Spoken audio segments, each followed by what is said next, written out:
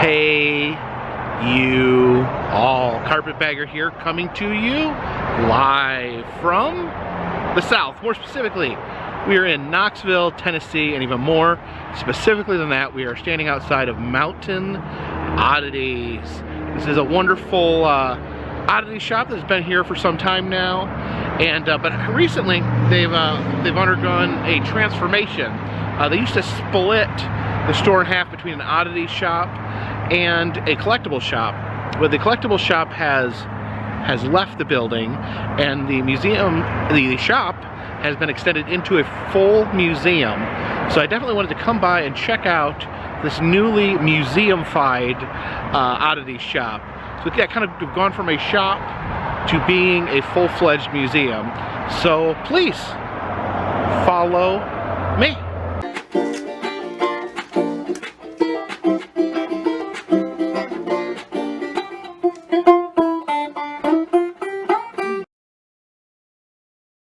So you can see now Mountain Oddities has dubbed themselves the strangest museum on earth.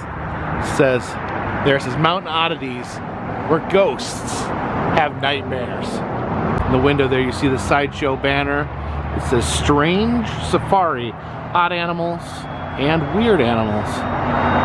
There we have the band Kiss, or a miniature version of Kiss, playing on a piece of driftwood. And then we have a little hearse down there being driven by a ghoul. Yes, various strange and unusual things as we peer through the window. Here we see the swinging boy from the Natural Bridge Wax Museum. Actually remember back when he was hanging, he used to be hanging from a rope out in front of the Natural Bridge Wax Museum, which we sadly lost some time ago. Out there looks like maybe a piece of a wrecked race car. Then we got a giant Asian dragon there. Oh, look at this little ghoul here in the wheelchair. Oh, somewhat ominous torture chair there. You can see it's got the shackles and the neck shackle and a little head cage. Oh dear.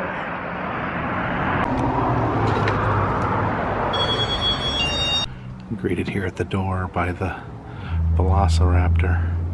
You can see quite a few things have changed here. I love this werewolf style creature here, all dressed up and dapper. His top hat and his monocle, and like that, using a rattlesnake as a cane. Holding a lantern there as well. Just look how, despite how dapper he is, just look how vicious he is as well. Vicious and dapper. Here is the donation box. Donations to help build the museum bigger. Seems like a good cause there. You can see it's a skeleton with a head that's just a sign. You can see one of our favorites here on this channel, the creature from the Black Lagoon. Now this here is very, very intriguing. You see a gorilla, very lifelike gorilla there, and he's actually got his chest cut open. Apparently this is a screen use prop from a movie called Buddy. I'm not necessarily familiar with the movie, but apparently it is a movie called Buddy about a gorilla put out by Disney, and of course this version of Buddy is, I guess, being dissected. So yeah, that's from a Disney movie. Disney movies may have been a little rougher back in the day, but yeah, really amazing likeness of a gorilla. Yeah, you can see these production photos here where they created the dissected gorilla there. The special effects team working on him. And here we have another screen used prop. This is the Mugwump alien used in the 1991 Naked Lunch film directed by David Cronenberg. And yeah, that is a weird and twisted creature there. I've never seen Naked Lunch. I may need to We need to look into it. This here is a 16-foot king cobra. Look how tall he is. He's taller than me, just standing there on his tail. See how long he is. Yeah, I wouldn't even know what to do if I came face to face with a live king cobra that big, or any king cobra really. See this beaver here, very hard at work. My mom has recently had a feud with a beaver. It chewed down her prized apple tree, because apparently they like the taste of apple trees. But then it also started knocking down other huge trees in the neighborhood, and she is doing whatever she can to hunt down and eliminate the beaver. See the gator there on the lawn, big old alligator. Some jars of fun here, all sorts of weird preserved creatures and body parts. Down here we have a deformed pig for sale. That's $200. It's a good price for a deformed pig. And then malformed pig here his name is Harry Porker. It says that he has tiny back legs, and he traveled the country as part of the Museum of Mysteries, and is now looking for his next big show. And you can take home Harry Porker there for $250. See a mummified raccoon up there. You know, these types of mummies are really fascinating. They're not like the traditional mummies in that they were not embalmed, they were not wrapped in cloth. But this is a raccoon that would have probably died of natural causes, and then just whatever conditions he was in, unique conditions that would allow his body to be preserved instead of break down. Probably like dry, cool conditions, I would imagine, being good for this type of mummification. And that way he starts to become solid and rock-like and is preserved. And yeah, it's very fascinating anytime you can find a naturally mummified animal like that. Now this is pretty fascinating here. This is a Yuri Asim pagan soldier, according to the sign here. It says he fought and lost against the Knights Templar at the siege of Ascalon, died 1099 AD, starved to death in the desert sands, and the Templars used him as a trophy. So that's crazy. Almost 1,000 years old. I guess he was preserved by being in the desert where it was dry. Oh, look at that. You can see his feet there. His arms bound next to his face. See this dollhouse here. Looks like a dollhouse where some bad things have happened. Oh yeah, there's been someone murdered in the bathtub. Looks like there's body parts shoved in the toilet. That's pretty horrible. Oh man, look at that room. That's a lot of blood. And a severed head in the hallway there. And then yeah, what happened to make all that blood splatter everywhere? In the kitchen, kitchen table just piled up with severed body parts. It's a 150-pound rubber band ball.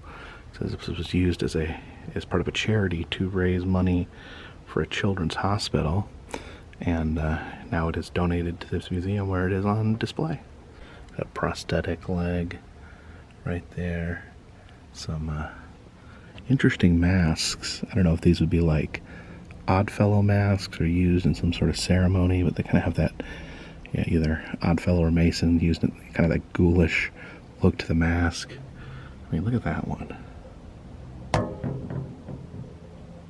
There is a two-headed baby. So it actually traveled with P.T. Barnum's traveling sideshow. So yeah, that's amazing. An actual artifact displayed by P.T. Barnum.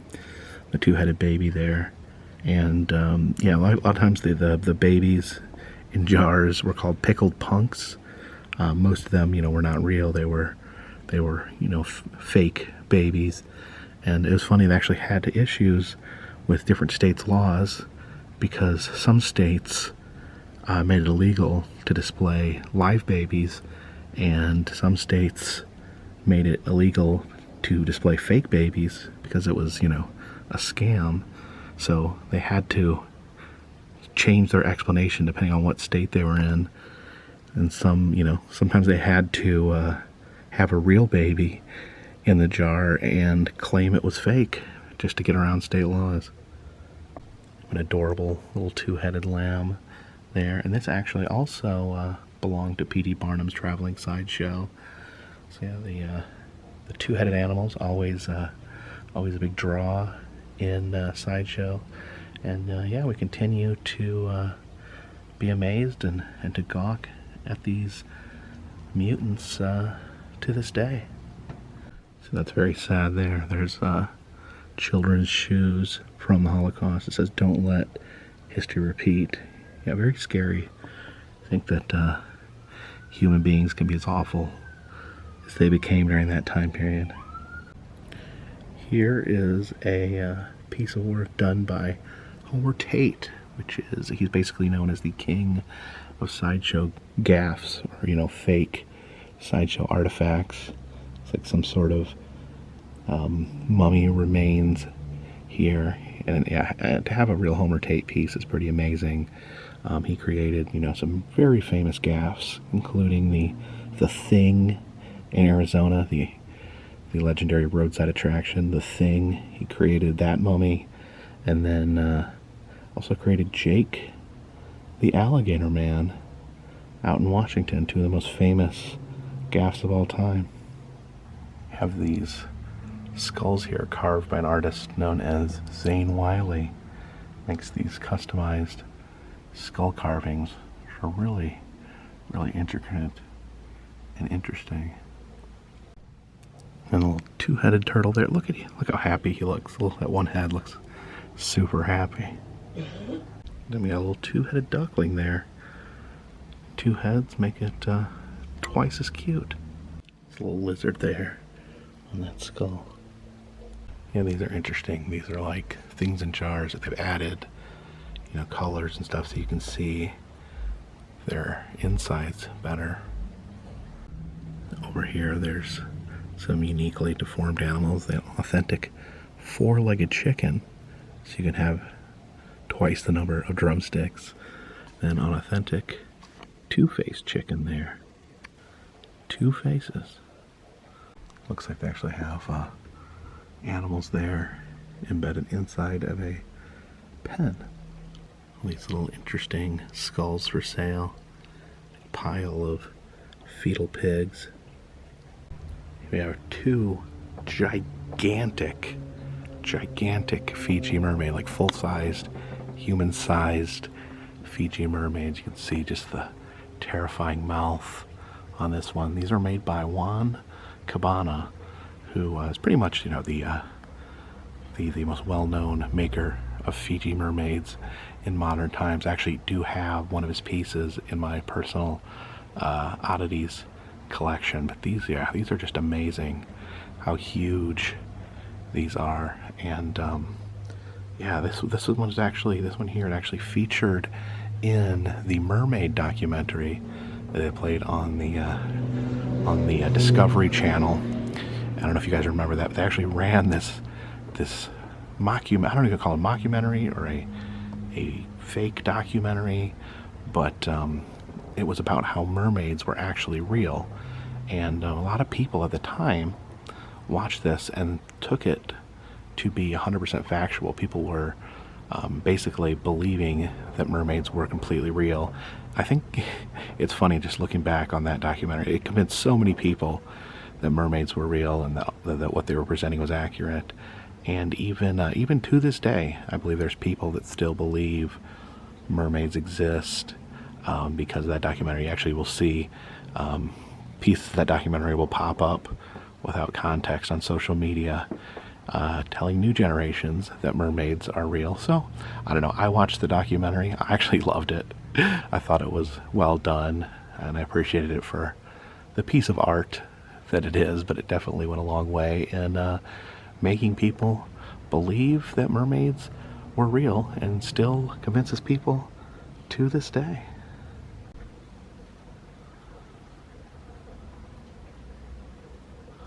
You can see the exploded skull there. It's really cool, but actually meant to be like medical purposes, where you can see all the different bones that comprise the skull. This is a war trophy Maori tribal head. I guess this was kept as a trophy by the Maori people. Kind of similar in some ways to how a shrunken head would be handled.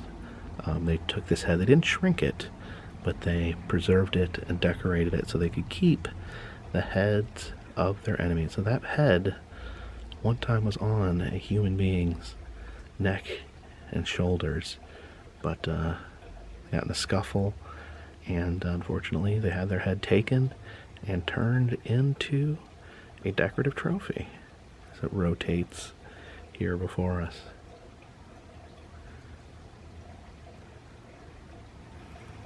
Some teeth molds there, and we got this human hand with a tattoo on it. It's interesting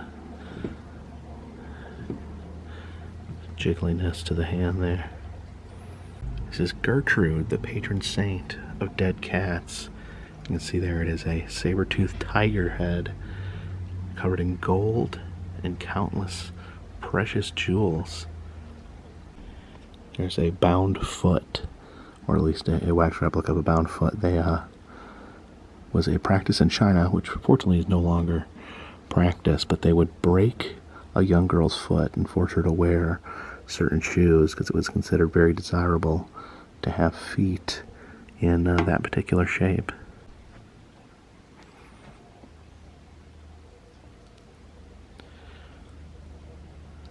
See that spooky alien there who has the whole world in his hands. There's some lamps here made out of animal legs. Got the zebra leg there, and that looks like some sort of goblin. It's fascinating deer head here, kind of a black deer with golden horns. You can see the moss growing on the deer there, and in the neck there's like a cavern of crystals inside the deer. Oh, look at that creature there with the runes embedded on him. He's got 2 antlers and then 1 horn coming out of the middle of his head. Oh, here's some sort of flying creature in skeleton form. It's like a preserved stingray there. And we got some preserved bats. Oh, look at that bat right there. And some sort of dried shark, I think. Some VHS tapes for sale. Got Daffy Duck, The Great Adventure. Oh, I remember this. This is a good movie here. This is Johnny Depp in From Hell. It's about Jack the Ripper. Really, really cool movie. I feel like it's underappreciated. And we have Last Action Hero, one of the best Arnold Schwarzenegger movies. And then, oh, look at this. It's Doom, starring The Rock.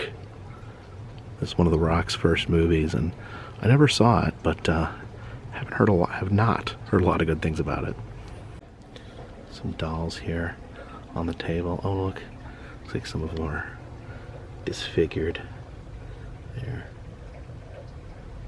Oh, look at that. Sorted things on this table. Looks like, is that like a witch's mask there? Oh, this is what, zombie ear soap from Walking Dead. His ears are all pieces of soap tied on a string. It's a Planet Hollywood bank. I don't think there's that many Planet Hollywoods left around. I think they still have one at Disney Springs, but I think a lot of them have shut down at this point. There we have some Billy Bob teeth, as seen on TV, I guess popular in the day to make fun of people with bad dental hygiene. Little Sasquatch statue. Oh, that is so heavy. That is so heavy. That is hurting my wrist. That is so heavy. That is a dense statue.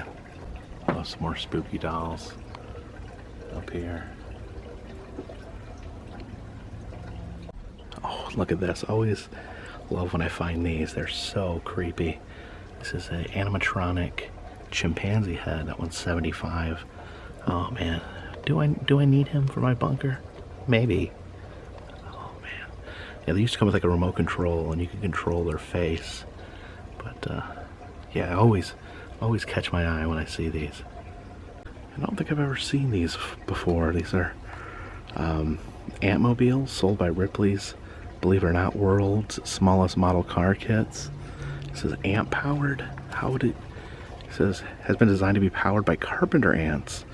Where do you find the ants to drive the car? How do you train ants to drive a car? These are all questions I have.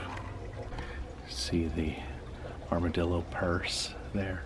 Just entire armadillo fashioned into a purse. And a few mummified rats there. And then, oh man, look at these dolls just keep getting creepier and creepier. There's a collection of beehives, wasp nests. It says this show might not be safe for some people with epilepsy, so if you do have an issue with flashing lights, you may want to skip ahead in this video. So we're going to peek into this little doll area. It's lit up with black lights. Now it's a struggle. Oh! I just heard a creepy noises. What is going on in here? Just a room full of incredibly creepy dolls. Oh yeah, we have an Annabelle-esque doll up there at the top. Spooky stuff. We have the Tooth Fairy here. It's quite a collection of forgotten rock movies. And I think these are action figures from Tim Burton's Planet of the Apes, one of the most underrated movies of all time. And oh, I remember these little coconuts. I remember my grandparents had one, looked very similar to this, but its belly was opened up like an ashtray. A very interesting souvenir. And again, more horrifying dolls. And you can see in this aquarium here, they have some axolotls, really fascinating salamander-like creature. It's actually become very popular recently. I think I've seen a lot of plushies of like cutesy axolotls for whatever reason. Oh, there he goes. He turns his head, look at me. Hey, little guy.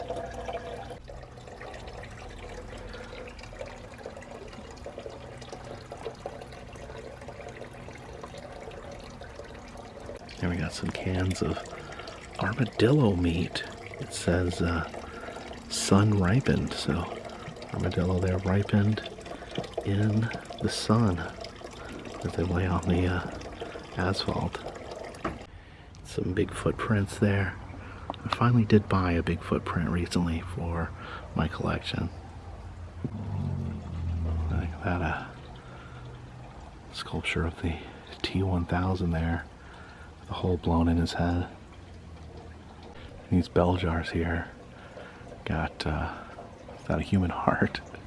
And then I'll look at the little crocodile there with the pearl in his mouth. These adorable little plant creatures.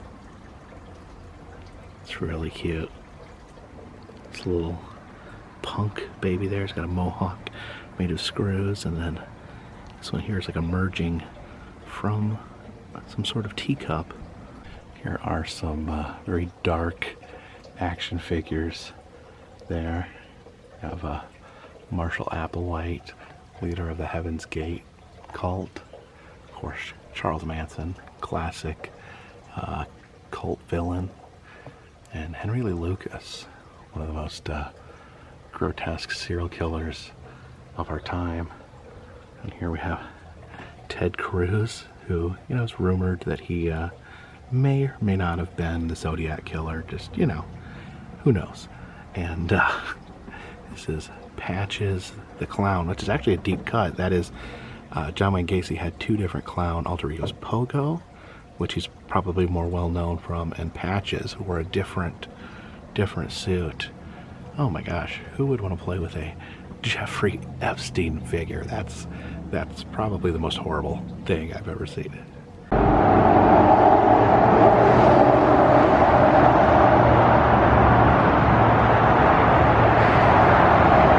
So thank you for joining me here today at Mountain Oddities Museum here in Knoxville, Tennessee. Definitely love what they've done to the place. They've expanded it, made it more like a museum, a bigger, larger area full of oddities and strange, unusual things. Of course, you know, it's also a lot of stuff for sale.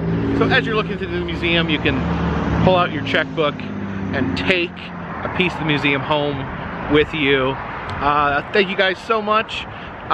If you like these videos, please subscribe. I travel around the country. I film roadside attractions, amusement parks, museums, haunted houses, and other fun stuff. Also, if you'd like to help support the channel, consider donating to Patreon. $3 or more will get you a postcard once a month from me to you. And also have the enamel pins in the Etsy shop, including the Carpetbagger Fiji merman pin, and all that helps to keep this train on the track, this axolotl in the water, and this dirigible in the air. Until next time, my friends, this one's in the bag.